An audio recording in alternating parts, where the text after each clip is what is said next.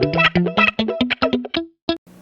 guys, Max Rich here, and today I want to talk about another strategy that you can use to help your improvisations, whether that's a solo or a lick or, while you're writing, some type of way to improve your improvising and your melodic playing so that when you are kind of playing off the cuff, shooting from the hip, that you end up with good quality phrases and you end up with ways that you can consistently sound good rather than sound like you're searching for something. A lot of players will fumble through a scale and they'll hit something good and then the next lick will be kind of average, and it's hit or miss a lot of the times, right? If you start using some of the strategies that I've talked about in this video and other videos, you can actually consistently come up with good phrases.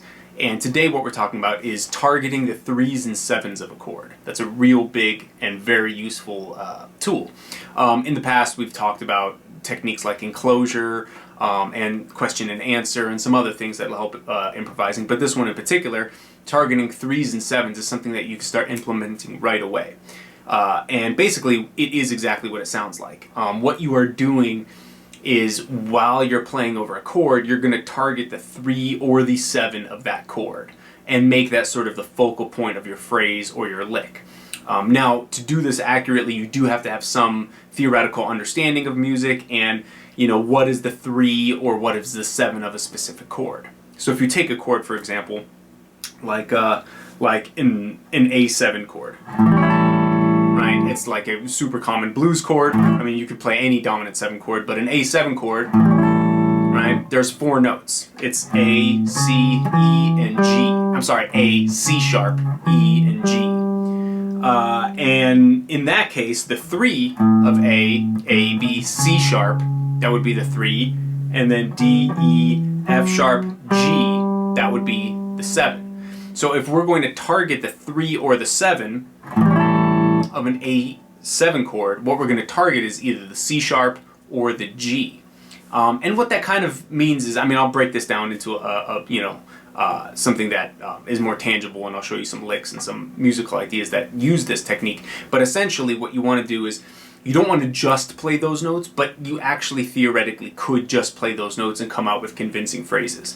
Although it's better to incorporate other notes. So, for example, if I'm playing a C7 chord, let's switch to C7. I think C7's a little better. Right? So in C7, our 3, C, E, our 3 is E, and our 7 is B flat. C, E, G, B flat. Right? So if we're in C7, right, like a common, like Mustang Sally or something, some blues thing, right? What I want to do is I want to try to target the 3 or the 7, and I can do that anywhere on the neck. So a really good way to practice this is to simply take any chord. It could be a major 7, it could be dominant 7, minor 7, and I'll go through each of them, but we'll start with dominant 7. So if I take a dominant 7, I'll just play a dominant 7 riff, or like a little idea. And I looped it. You can hear it. So now what I'll do is I'll go and I'll try to play the 3s and the 7s on each set of strings. So remember, I'm looking for E and B flat.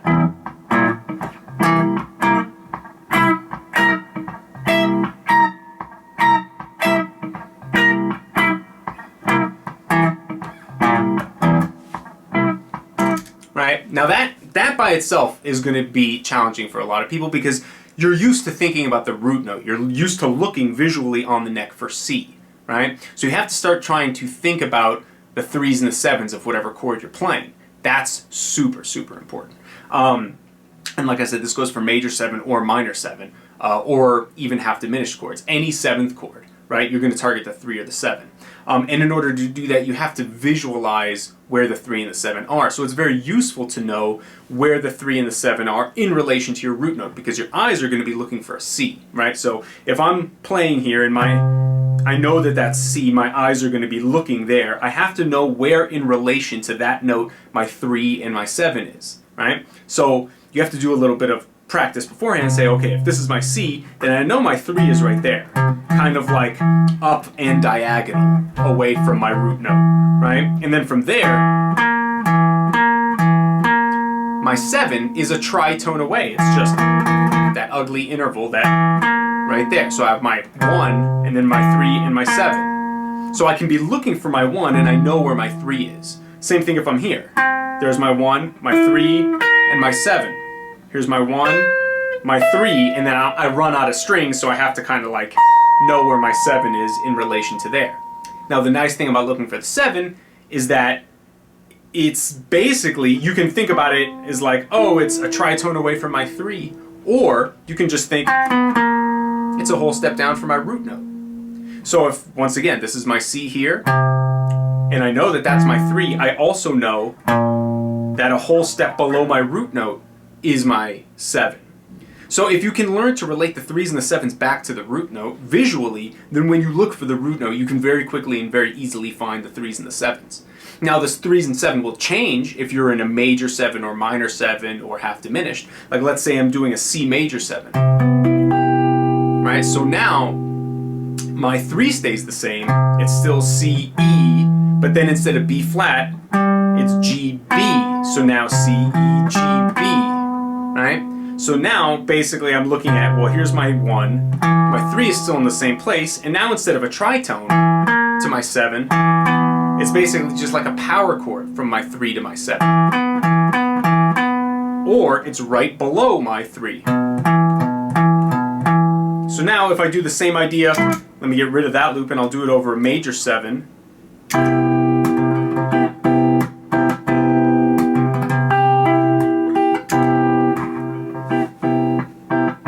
Right there. So now you can hear my 3s and my 7s.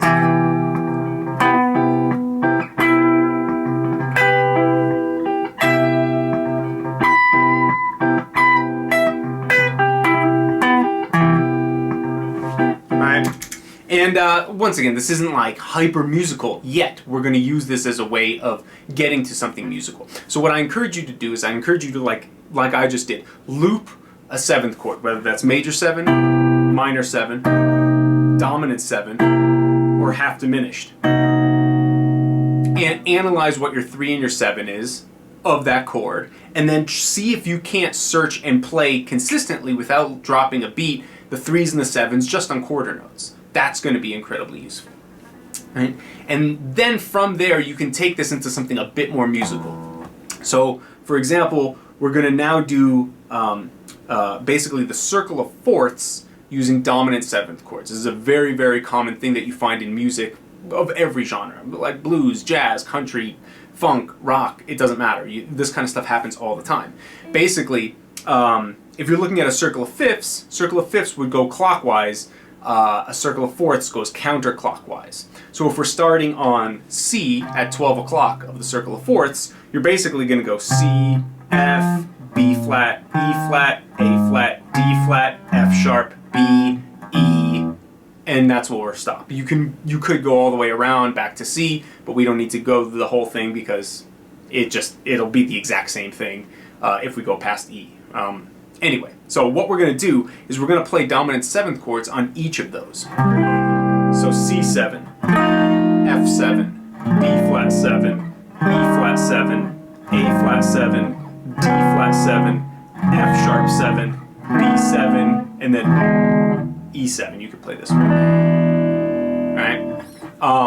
And now, if you were to analyze the 3s and the 7s of each of those, you would notice something very interesting. So let's take the first one. C7. We already did C7. The 3 is E. And the 7 is B flat. Right? So that's C7.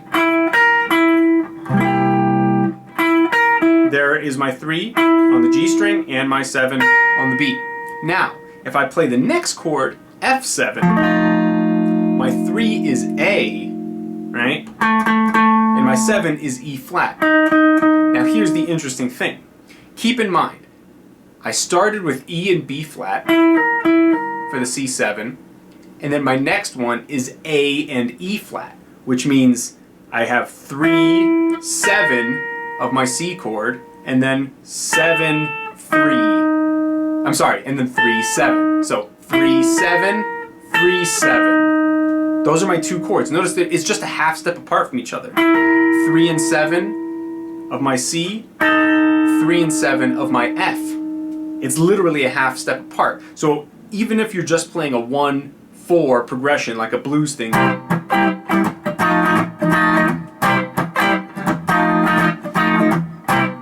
here, I'll loop this so that you can hear it.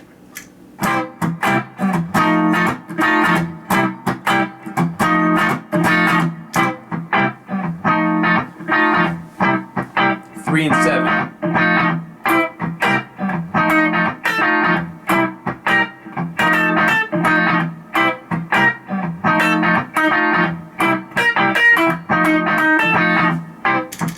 Basically, it's just half step apart from each other, and that pattern will continue. So if we analyze the next chord, B flat 7, now our 3 is D, and our 7 is A flat. So now we have, and it just keeps going that way through the circle of fourths, which is why so many songs are fairly easy to play over, even though they're not contained within one key, is because you're doing things like this.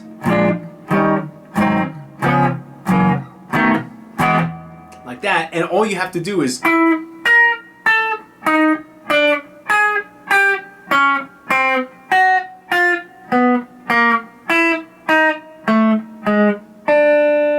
right, so it's basically that all the way down, and you're changing chords constantly. You're playing a whole series of dominant seventh chords, which is kind of the hallmark of jazz. If you know anything about jazz, what you're playing is a lot of 2-5-1s. And 2-5-1s are just basically the circle of fourths played in a row. In this case, I'm using all dominant seventh chords, but a standard 2-5-1 would use a minor, a dominant, and a major 7. So now if we did that, what we would end up with, minor 7, D minor 7, we're going to do a 2-5-1 into C major 7. So we do a D minor 7, a G7, and then a C major 7, right?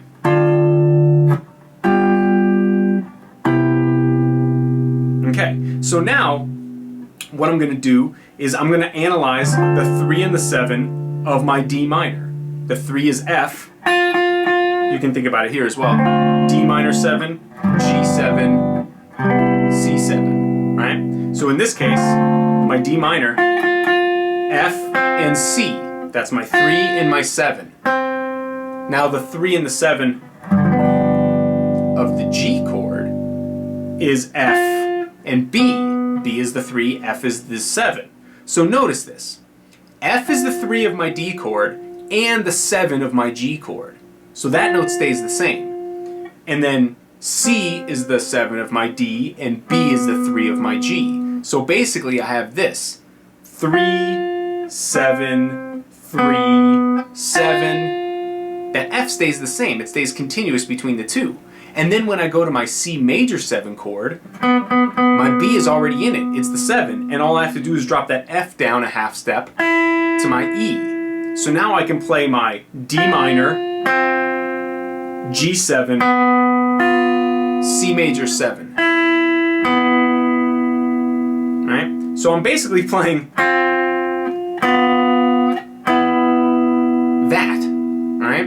And now, once again, all of this seems like, sort of abstract maybe, but the idea here is to think of these as target notes within a lick and things that you want to target as you're playing. So like if I'm playing, here I'll play a 2-5-1. I'll loop it and then I'll show you what I mean. I'm gonna I'm just gonna improvise some ideas and then I'm going to be targeting those notes. So F and or C for the D minor, and then B and F and B and E for the C major 7. So here we go.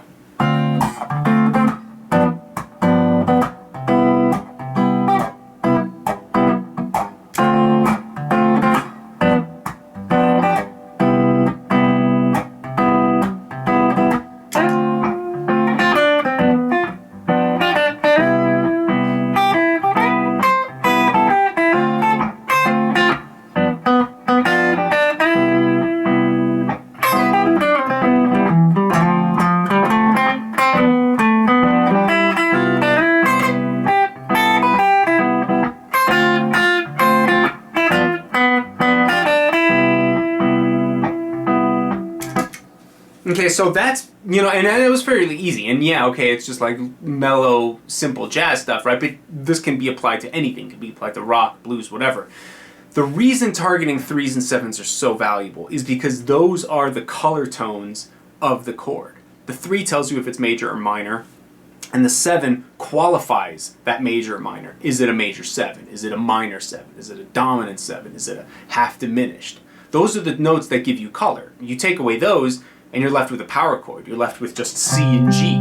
If there's no E and there's no B, then there's really nothing to give you context to that chord, right? So targeting these 3s and 7s is an incredibly valuable way of going about strategizing on how you can improvise, right? Rather than playing a bunch of pre-programmed licks, if you simply target notes and let those notes kind of do the heavy lifting, let them sing a melody for you, rather than trying to inject a whole bunch of like note choices, target the 3s and the 7s, and you'll hear the harmony of the chord in the melody, right? Rather than having to try to imply a bunch of like vocabulary, blues or jazz vocabulary or country vocabulary. You can get a lot of mileage out of just targeting the color tones.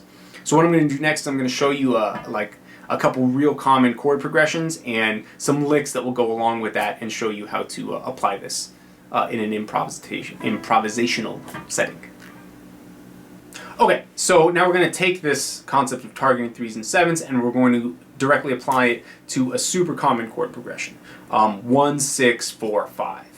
It happens in a million songs. You run into it all over the place. And we're basically going to be playing those 4 chords: C major 7, A minor 7, F major 7, and G7.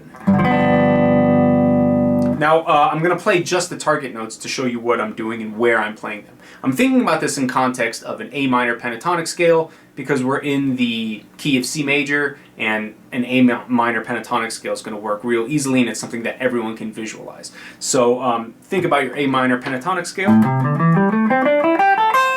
and visualize that as I play through these notes, right? So my 3 of my C is E, and my 7 is B, right?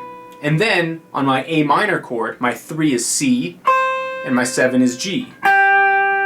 So far, out of those 4, only one note hasn't been in the pentatonic scale. That's the B, but that's a real common addition to the pentatonic scale. So we have, and then 3, 7, and then the 3 of F is A, and the 7 is E.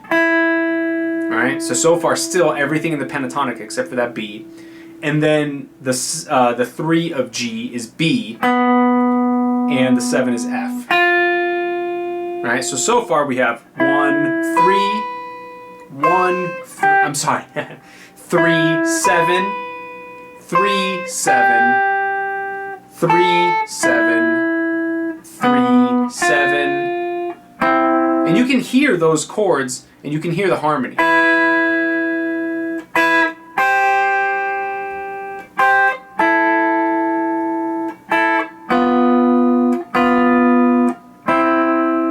So now I've gone ahead and I've programmed a loop with those 3 chords, or those 4 chords. So check it out, and then I'll play those target notes.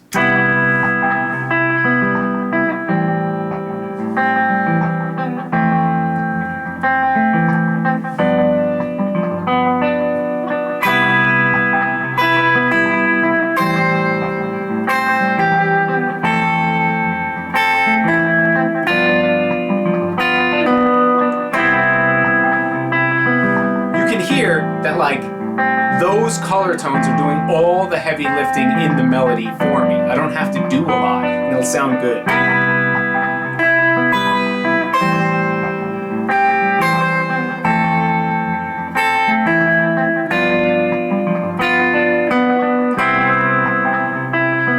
Alright? That does a ton of work, just targeting those notes. Now, I can target those notes in context of a lick, and that's what that sounds, or this, what I'm about to play, is what that sounds like.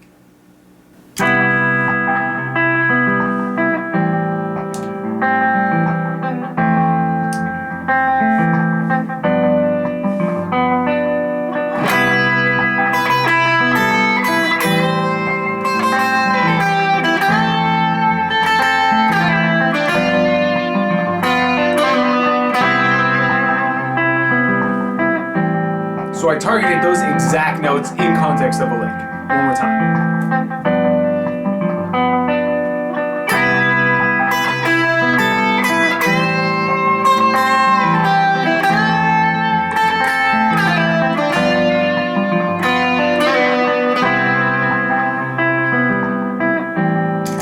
And you can hear that it's super melodic. It's something that is very easy to listen to. It's that's physically very easy to play. I'm just sticking within my minor pentatonic scale. So I'm basically just taking... I'm starting on my B, which is the 7, and then 3, and then the A, B, and then I climb up into the 3 of my A chord, right? Right? And then I basically take my G and I bend it into the A of my F chord, which is the 3. And then I slide into my E, which is the 7. And then I target the 7 of my G. And then my last note of the G chord is a B, which brings me right back to C.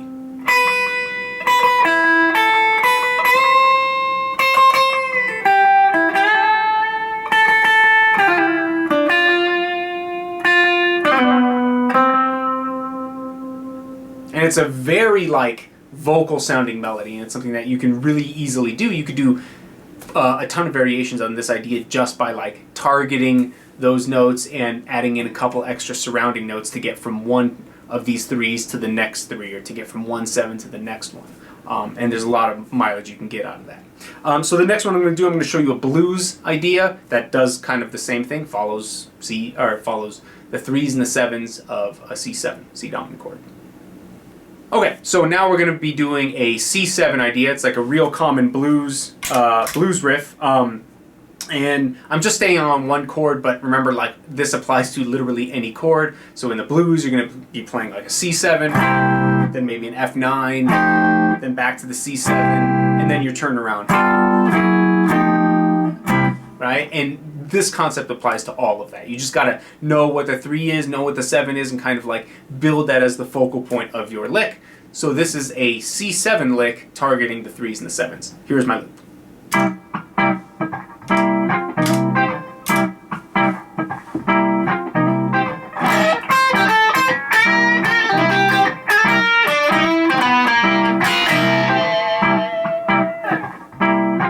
One more time.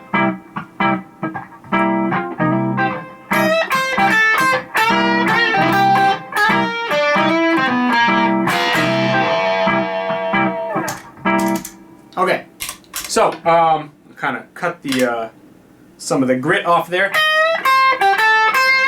and so that's how I'm starting. I'm starting C7. My 3 is my E. My 7 is my B flat.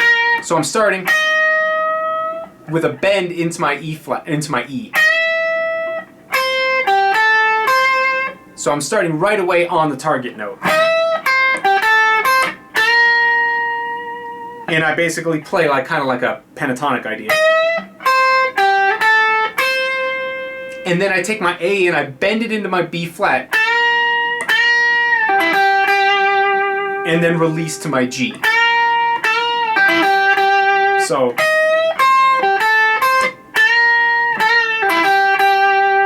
and then I do like a little climb up, a little chromatic walk up to my B flat.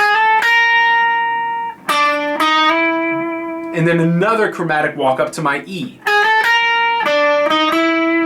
Like that. So up to my B flat, up to my 7, up to my 3, and then down to my 7, chromatic the whole way. So I'm basically just walking into my 7, 3, 7.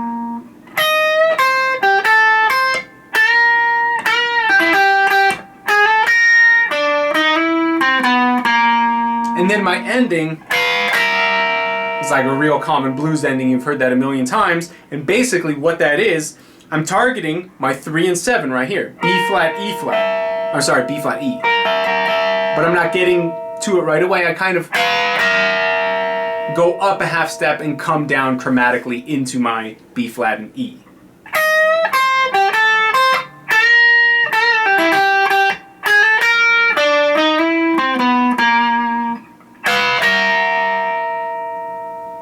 Right? So the whole thing I'm doing when I'm like coming up with a lick, when I'm improvising like this, is instead of going to my C, going to my root note to start everything, I'm looking for my 3, I'm looking for my 7, and I'll kind of hit those notes and kind of see where they lead me, you know?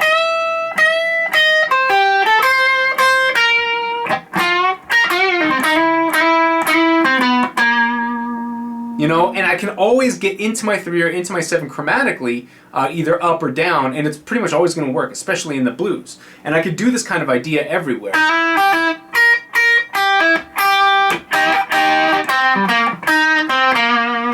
Right? I'm thinking E, and I'm just adding the G to it, and I'm bending into it.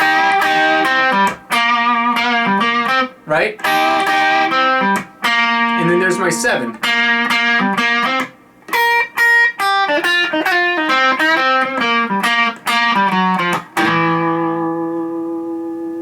Right, and I'm targeting my E on the end of that phrase. Right, that was all just, I don't know, I made that up. I couldn't play it again if I tried. But the idea is that I'm thinking about, oh, where's my E, where's my B flat? That's kind of what I want to hit, and I want to focus on that. And yeah, I'll play other notes as they fit under my fingers, and you know, like I'll play blues ideas. But the target notes, the things that I'm like really looking for, are those 3s and the 7s.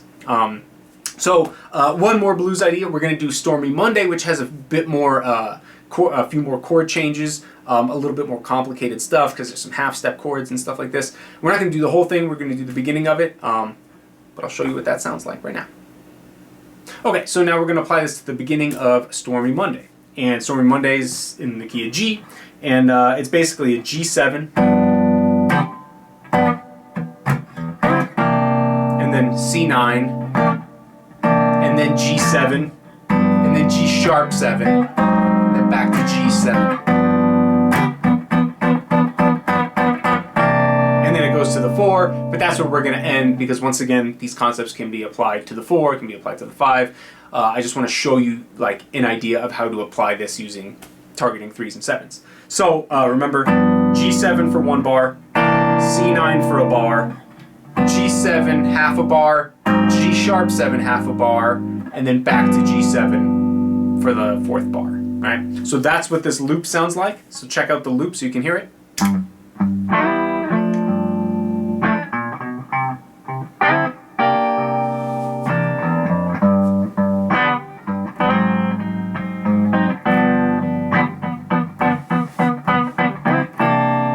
And that's where it ends. So here we go.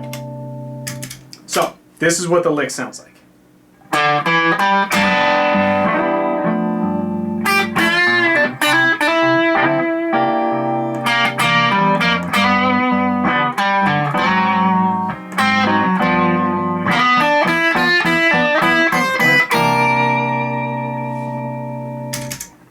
Okay, cool. So we're starting with kind of like a pickup. And it's like the identical opening to Texas Flood.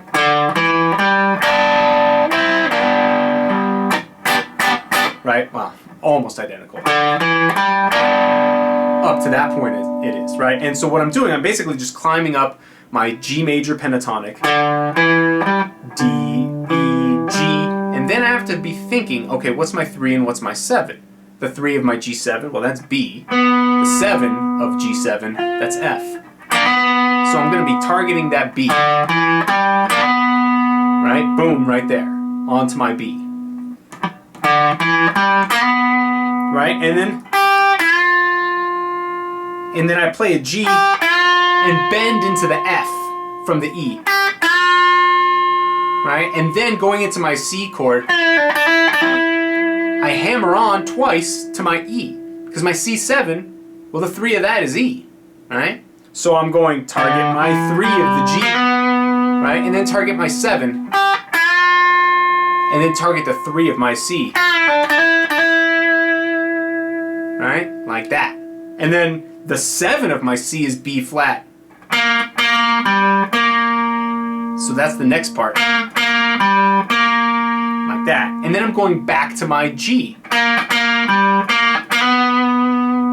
Right there. Now I'm targeting the B, the 3 of my G chord. So far I have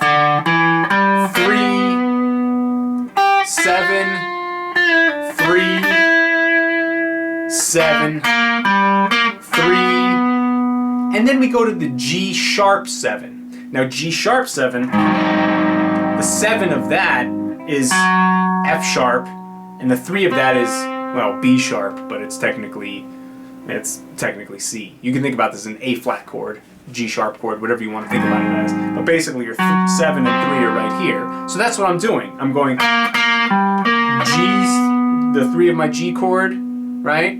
And then after that, I kind of play my 3, and then I outline my G chord, G, D, and then I'm into the 7 of my G sharp chord, right? And then I go 3, 7 of my G sharp chord back to the 7 of my G. So that sounds like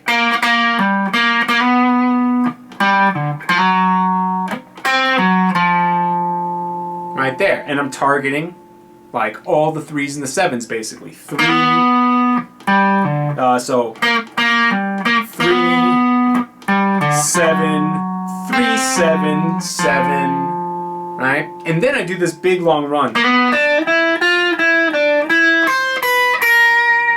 Now here I start my run on the 3 of my G chord, and then climb into the 7 of my G chord. And I'm just climbing up to my 7 and back down. And then I'm targeting the E, which is part of my C chord. That's the next chord coming up. Play the E, and then I go up to my C and climb down chromatically into the 7 of my C, which is B flat. Alright? So I'm like hitting the 3s and the 7s constantly. That's like, and I'm doing this like overtly to show you that, like, yeah, you can target the 3s and 7s non-stop and make it still sound good and bluesy. And in fact, that's what a lot of the more sophisticated blues players, Larry Carlton, Robin Ford, these types of guys, they'll do a lot of this, right? Stevie Ray Vaughan, B.B. King, Eric Clapton, those are blues masters. Those are absolute, and Stevie Ray Vaughan does do quite a fair bit of this. I don't want to take anything away from them because they're absolute, like, unbelievable players. But Larry Carlton and Robin Ford do a bit more of this, like, color targeting when they play the blues. And I suspect it's because they're a little bit more theoretically savvy than Clapton, B.B. King, or Stevie Ray Vaughan were. Those guys were just pure field players and just unbelievably talented blues players. The same is true for Larry Carlton and Robin Ford, but they also have the added benefit of understanding the chords in maybe a more complex way, and that allows them to target the 3s and 7s and the color tones of the chord a little bit more deliberately than by pure feel, right? So what I want you to do to implement this is to go through and just pick out a chord and see if you can't play the 3s and the 7s all over the place, right? Pick out 2 chords, then see if you can't switch between the 3s and the 7s. See how closely related the 3 and the 7 is from this chord to this chord. Maybe they're right next to each other. Maybe they're a half step apart from each other. Maybe they're a whole step. Maybe the 3 of this chord is the 7 of the next chord, right? But mapping that kind of stuff out when you first see a chord progression is a massively useful way to go about improvising, and you'll find yourself targeting really good melodic notes and not having to add a bunch of like stuff to your music to make it sound good and convincing. I mean, think of David Gilmour, right? Like, he plays one note and holds that one note and it sounds amazing. And analyze his solos. A lot of the times that's the 3 or the 7 of the chord, you know, because that's something that makes it sound really melodic and really vocal. So you know, give that a shot, and I'm always available for help. So if you have any questions, please DM me, email me at max@maxrichmusic.com. Additionally, take a look at maxrichmusic.com. I got a ton of these types of lessons up there, and I do a weekly newsletter for all my subscribers. It gives kind of like in-depth stuff like this with videos and tabs attached. And if you want the tab, go ahead and check out the link in the description below, and visit me at maxrichmusic.com and check out the newsletter. Hope to see you there.